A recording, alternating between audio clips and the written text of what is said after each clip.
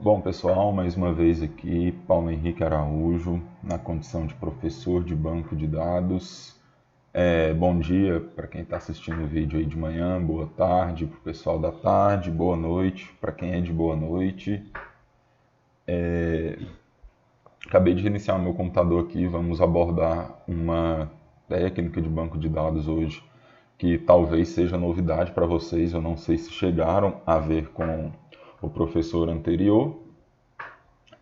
Antes de tudo, eu quero mencionar com vocês um pouco sobre educação, aprendizado em si. Eu sou um pouco preocupado com isso, né? E eu gosto um pouco dessa parte mais psicológica do aprendizado, né? De retenção de conhecimento. Às vezes eu cito isso, né? Em momentos síncronos, eu justifico as atividades com isso.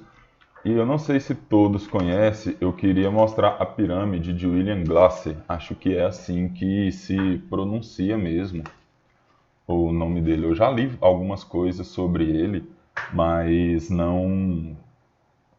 nunca ouvi palestras e pessoas falando, né? Então talvez eu não saiba pronunciar bem o nome dele corretamente. E aí, eu sempre falo também, né, no aprendizado passivo e no aprendizado ativo, né? Tem algumas definições lá que dizem que o aprendizado passivo ele é baseado em você ler, escutar, ver, né? Ver e escutar. E ele é um aprendizado assim que você não consegue absorver o máximo de conhecimento, você só guarda aquele conhecimento na memória rápida do seu cérebro.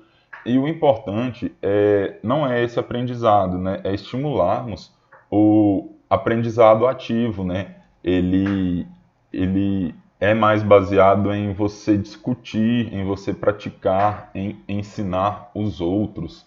Então, assim, hoje eu tenho essa oportunidade de estar aqui na condição de professor e eu aprendo muito com vocês, pessoal, muito mesmo. Eu aprendo tanto com as experiências de vocês, eu aprendo estudando para conseguir ensinar e mostrar o conteúdo para vocês.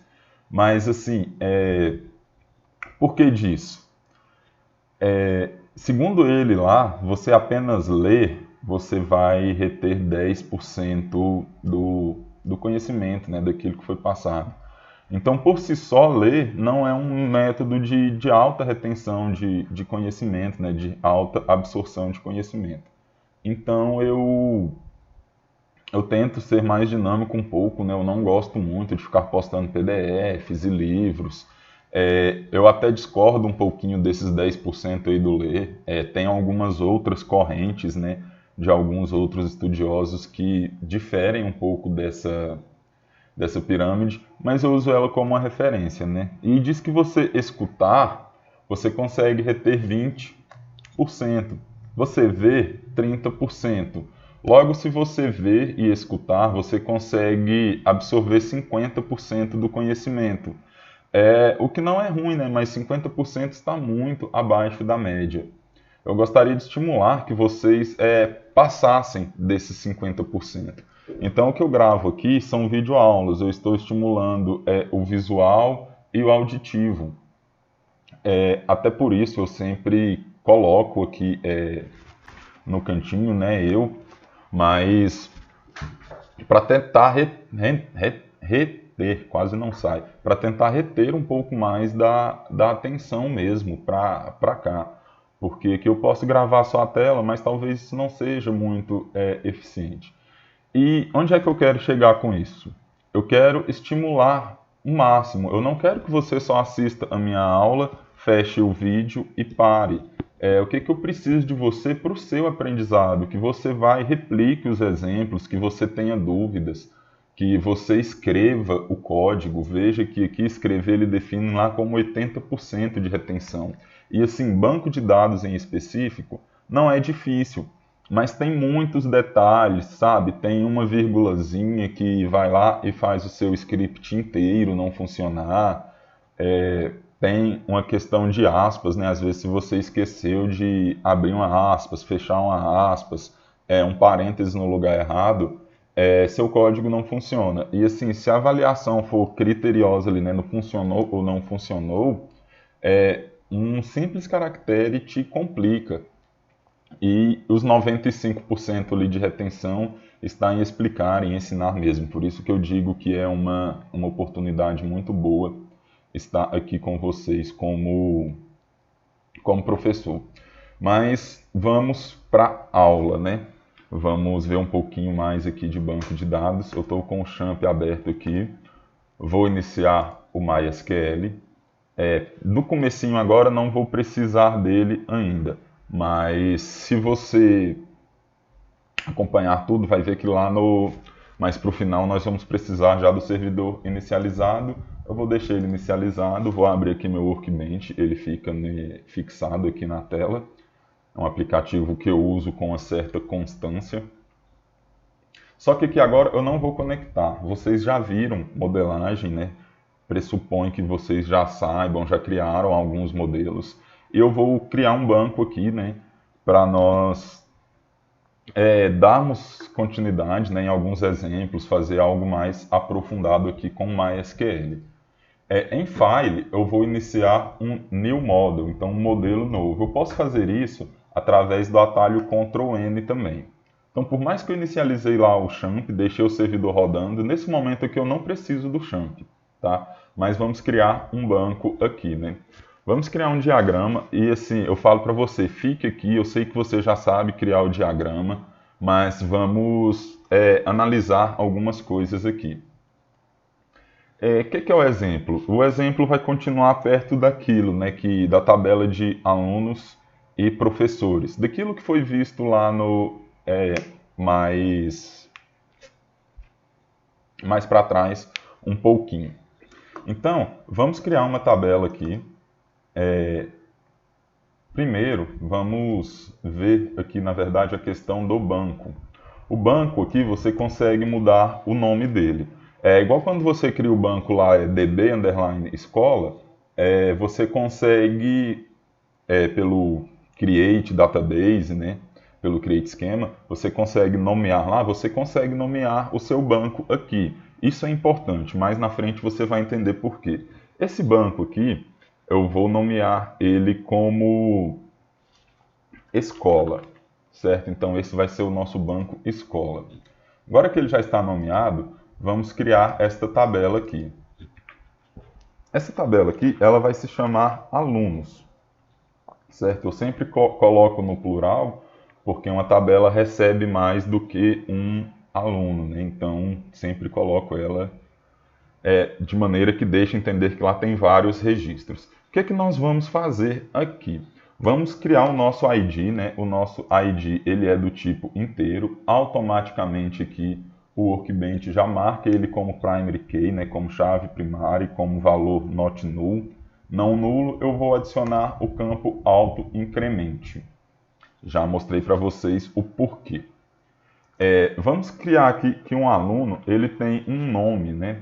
Então isso daqui é a criação de uma tabela.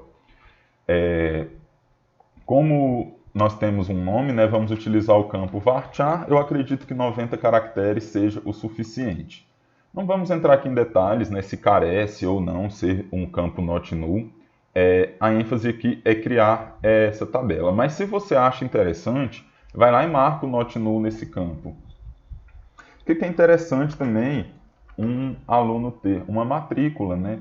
E essa matrícula de aluno de vocês, ela é tipo um número grande, né? Ela é tipo 2021, 103, 2020, 300, tal. É um número grande, né? Eu me lembro da minha matrícula, de quando eu era aluno, era um número grande, mas eu não me lembro. 16, 103, 2020, 387. Isso daqui é o login do que é acadêmico, né? Então temos 4 dígitos, temos 8, 12 dígitos, temos 16 dígitos, o número da matrícula de aluno do instituto, né?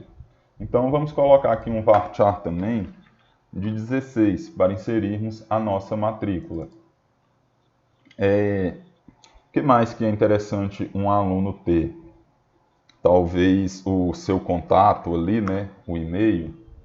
Vamos definir um e-mail aqui também com até 90 caracteres. 90 é muito, né, para um e-mail. Acho que 45 tá bom, né? Um e-mail maior que isso fica até difícil, né? Nem sei se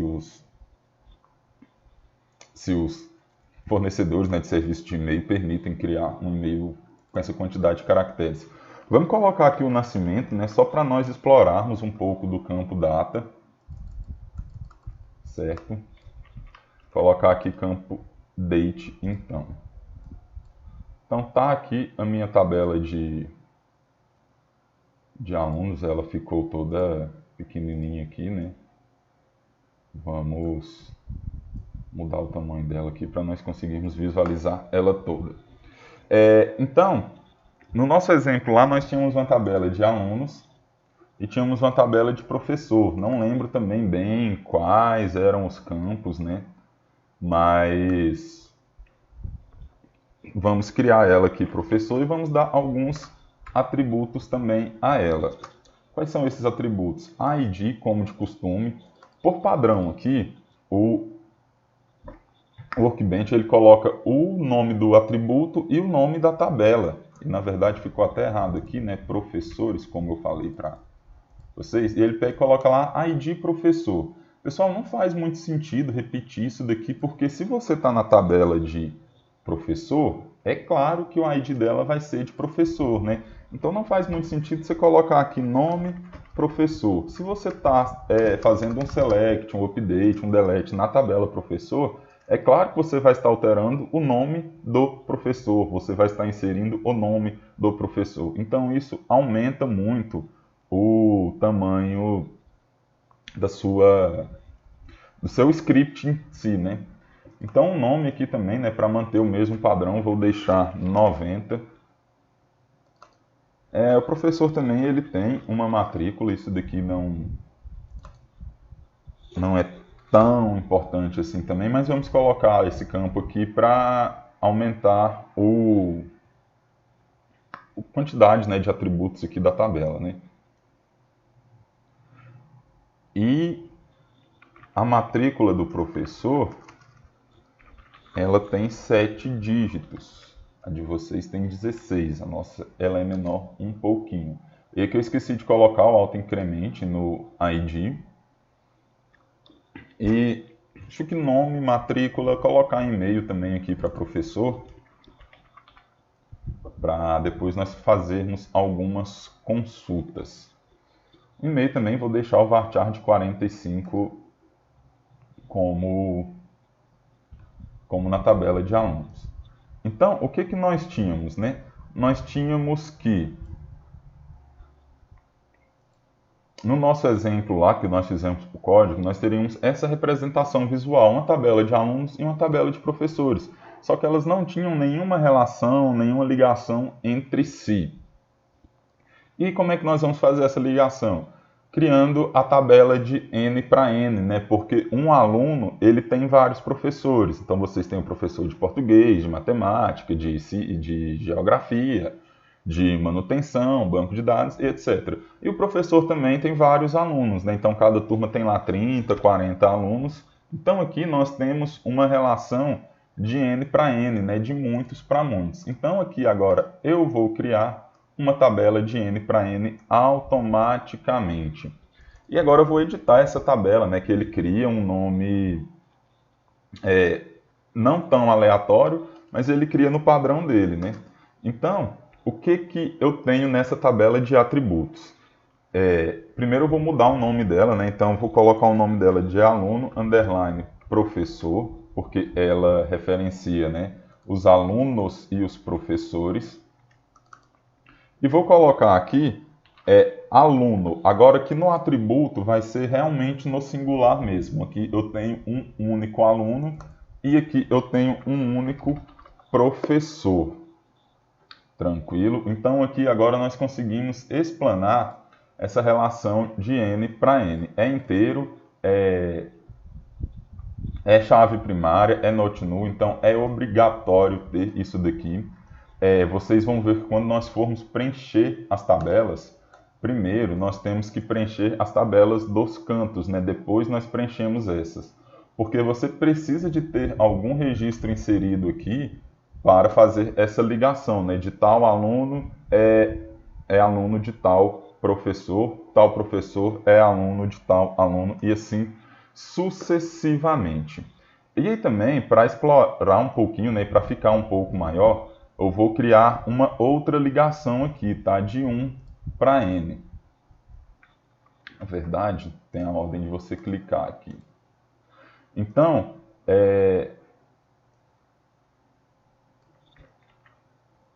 na verdade ficou diferente de novo. Não é assim que eu quero para fazer o exemplo.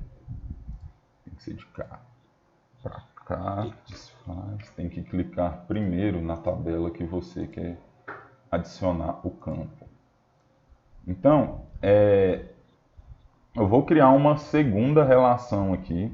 Que relação é essa? Isso daqui eu vou chamar esse professor que eu estou colocando aqui dentro da tabela de alunos, eu vou chamar ele de professor preferido. Por que essa relação, né? Só para exemplificar aqui, né? Ela também vai ser primary key sempre que ela é chave estrangeira. Sempre não. Normalmente, quando é obrigatório ter aquele preenchimento, ela vai ser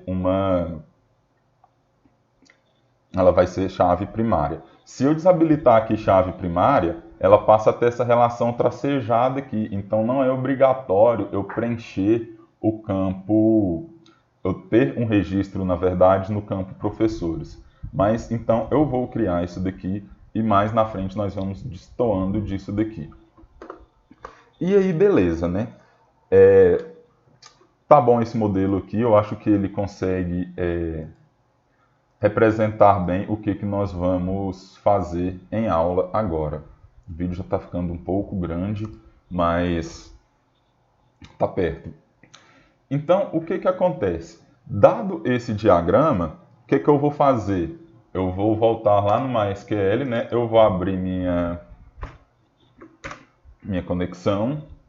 E agora eu vou criar aquele banco lá, né? Que eu modelei, né? Então eu vou começar lá, né? Colocar o Create Database, escola, e aí eu vou aqui pro Create Table, né? Criar a tabela de professor. Aí eu vou criar a tabela de aluno, eu vou criar a tabela de N para N, vou definir os campos, vou definir a chave estrangeira. Pessoal, isso daqui consome muito tempo, o seu banco já está modelado. Agora que você já sabe criar tabelas, você não precisa mais sempre estar criando as tabelas à mão. Então vou fechar isso daqui eu abri só para simular, né, que nós iríamos criar a tabela desse jeito, criar o banco todo desse jeito, né? E agora vamos realmente criar esse banco aqui de forma automática. Como que eu vou criar esse banco? Tá aqui, tá pronto o banco aqui, né? Tá modelado. Eu vou em Database e eu vou nessa opção aqui que o atalho é Ctrl G, de Forward Engineer. Então, assim, de fazer a engenharia do banco. E aqui ele já vai me mostrar os detalhes da conexão. A minha aqui está certa, né? O host localhost, não tenho senha, então ele não vai me pedir senha. Vou apertar em Next. Isso daqui pode deixar tudo desmarcado mesmo. E aqui ele vai me mostrar que ele vai exportar o MySQL Table, 3 tabelas, que é o que nós temos aqui, né? E também isso daqui é basicamente Next. Quando formos ver views, aí talvez se você tiver views prontas, você pode exportar triggers, usuários, algumas coisas. Por enquanto, nós queremos só a tabela. E aqui ele gerou um código para nós do nosso banco mesmo. Então perceba que aqui, ó, ele cria o banco de dados chamado escola e ele sempre usa esse if not exists. Então, assim, se não existir, você cria o banco. Ele traz algumas definições aqui, ele gera alguns comentários, né? Isso daqui, na verdade, nem precisa disso daqui para funcionar. Isso daqui é importante deixar que algumas referências que ele faz lá da chave estrangeira. E mas seguindo, né? Aí ele usa o banco. O que que ele faz? Ele vem cá e cria a tabela de professores, né, do banco escola. Então, se não existir a tabela também, que não vai existir no nosso caso, ele vai lá e vai criar a tabela de escola, de professores. Ele vem, cria a tabela de alunos, né, define aqui o ID como inteiro, not null, o nome, varchar, e aqui ele passa a chave primária aqui embaixo. Lembra que eu mencionei para vocês que era mais fácil você colocar aqui na frente do campo que ela é chave primária? Ele pega e vem cá e passa primary key e entre parênteses define aquilo, né? Aí ele define aqui alguns índices. O professor vai mostrar índice também para vocês. Professor Joseph, nesse módulo ainda. Ele cria a foreign key, né? Então ele cria a chave estrangeira e ele pega e faz aqui algumas definições dele. Quando nós criamos a tabela mesmo com código simples, nós não escrevemos tantas coisas assim, não. Então, ele cria aqui agora a tabela N para N, né, de alunos, professores, com as chaves estrangeiras e etc. Mas vamos lá. Feito isso daqui, next, close. Pronto. Ele já criou o banco para nós. Se nós vimos aqui conectar agora no nosso Workbench, esse banco ele está aqui criado, ó, escola, certo? Então aqui ele tem as tabelas, olha, tabelas alunos, tabelas professores, tabelas alunos professores e tudo mais. Então eu vou encerrando por aqui, tá? Aqui o exemplo, né, de como você cria um banco a partir de um modelo. Então você não precisa de criar todas aquelas tabelas manualmente. Você tem que saber, né, a sintaxe do SQL, como criar as tabelas, digitar aquilo como nós fizemos no módulo passado. É interessante saber aquilo, é importante. Vocês vão usar em algum momento da vida de vocês. Se você pretende ser programador, desenvolvedor, criar website, você usa o tempo todo. Só que isso daqui já é um pouco mais avançado agora, né? No trabalho você não tem tempo de ficar lá digitando SQL, né? Você precisa de saber, precisa de dominar, porque vai acontecer algum momento que vai dar problema e você vai ter que ir lá e digitar o comando para resolver o problema. Mas, por enquanto, é isso. É assim que se cria um banco. Vou até colocar aqui, use escola. Foi aquele nome que nós definimos lá. Então agora ele está usando escola, né? Um show tables, só para ele listar aqui o nome das nossas tabelas, né? Alunos, professores, tal. E vou dar um desk alunos aqui, né? Rodar esse script aqui e mostrar que ele está criado daquela forma que nós modelamos lá, né? Eu esqueci de mostrar antes, né? Para vocês conferirem aqui que não tinha esse banco, mas acreditem em mim. Então está aqui o nome, um varchar de 90, matrícula varchar de 16, e-mail com 45, nascimento, campo date, professor preferido, um campo inteiro também. E também tem professores. Está aqui, né, só com o nome e matrícula do professor. E tem também, né, a tabela alunos, underline, professores. Acho que foi assim mesmo que definimos, né? Lá só tem duas chaves primárias. Nos próximos vídeos vamos entendendo isso daqui, pessoal. Vou interromper aqui, já passou dos 15 minutos que é desejável e até o próximo.